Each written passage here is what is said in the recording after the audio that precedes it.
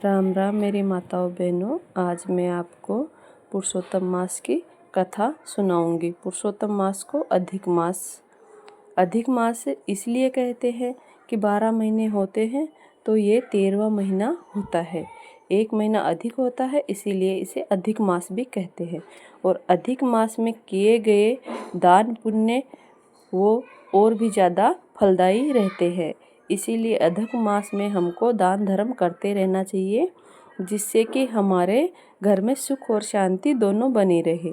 आज मैं आपको इसकी कथा सुनाऊंगी। इसकी कथा रोज़ सुनने से हमारे घर में सुख और शांति दोनों का ही वास होता है और भगवान विष्णु की कृपा हम पर बनी रहती है। ये महीना भगवान विष्णु को ही समर्पित होता है। इसकी कथा मैं आपको आज सुनाती हूँ। दैत्यराज हिरण्यकश्यप ने अमर होने के लिए तप किया। ब्रह्मा जी ने प्रकट होकर वरदान मांगने को कहा तो वो कहता है कि आपके बनाए गए किसी भी प्राणी से मेरी मृत्यु ना हो, ना ही मनुष्य से, ना ही पशु से, ना दैत्य से, ना दानव, ना देवताओं से, ना भीतर मरूं ना बाहर मरूं, न दिन में न रात में, न आपके बनाए गए 12 महीनों में, न अस्त्र से मरूं न शस्त्र से मरूं, न पृथ्वी पे मरूं न आकाश में मरूं, युद्ध में कोई भी मेरा सामना ना करे, ऐसा मुझे वरदान दीजिए। आपके बनाए हुए समस्त प्राणियों का मैं एक छत्र सम्राट बनूं। तब ब्रह्मा जी ने कहा तथास्तु। जब हिरण्यकश्यप को इतनी शक्ति मिल गई तो वो अपने आप को बहुत ही बलशाली समझने लगा। फिर उसने धरती पर पाप कर्म करने शुरू कर दिए। तब भगवान विष्णु का कोई भक्त धरती पर नहीं रहना चाहिए, ऐसा उसने मन में ठान लिया। तब श्री हरि की माया से उसके एक पुत्र जन्म हुआ। उस पुत्र का नाम प्रहलाद हुआ।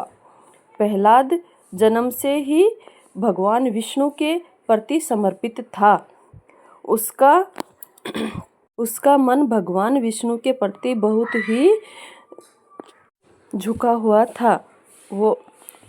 तब भगवान विष्णु ने पहले 12 महीनों को 13 महीनों में बदला, इसीलिए उन्होंने एक अधिक मास बनाया। इसके बाद उन्होंने नरसिंह अवतार लिया। भगवान विष्णु ने नरसिंह अवतार लेकर धरती पर आए और शाम के समय अपने दहलीज पर नाखूनों से हिरण्यकश्यप का वध कर दिया। इसके बाद हर मास के एक देवता निर्धारित है, परंतु इसके अतिरिक्त मास का अधिपति बनने के लिए कोई भी देवता तैयार न हुआ। ऐसे में ऋषि मुनियों ने भगवान विष्णु से आग्रह किया कि वे ही इस मास का भार अपने ऊपर ले, इसे भी पवित्र बनाएं। तब भगवान विष्णु ने आग्रह को स्वीकार कर लिया और इसी तरह मण मास के साथ पुरुषोत्तम मास भी बन गया। ऐसी मान्यता है कि स्वामी विहीन होने के कारण अधिक मास को मल मास भी कहने लगे और उसकी बड़ी निंदा होने लगी। इस बात से दुखी होकर मलमास श्री हरि विष्णु के पास गया और उसने अपनी व्यथा सुनाई। तब श्री हरि विष्णु उसे लेकर गोलोक पहुँचे। गोलोक में भगवान श्री कृष्ण ने मलमास की व्यथा जानकर उसे वरदान दिया, अब से मैं तुम्हारा स्वामी हूँ।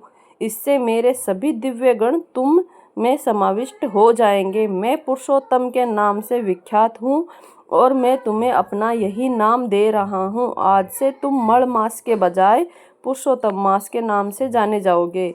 इसीलिए प्रति 3रे वर्ष में तुम्हारे आगमन पर जो व्यक्ति श्रद्धा भक्ति के साथ कुछ अच्छे कार्य करेगा उसे कई गुना पुण्य मिलेगा। इस प्रकार भगवान के अनुपयोगी हो चुके अधिक मास को धर्म और कर्म के लिए उपयोगी बना दिया। अतः इस दुर्लभ पुरुषोत्तम मास में स्नान, पूजा, अनुष्ठान और दान करने वालों को कई गुना पुण्य की फल प्राप्ति होती है। बोलो श्री हरि भगवान विष्णु की जय।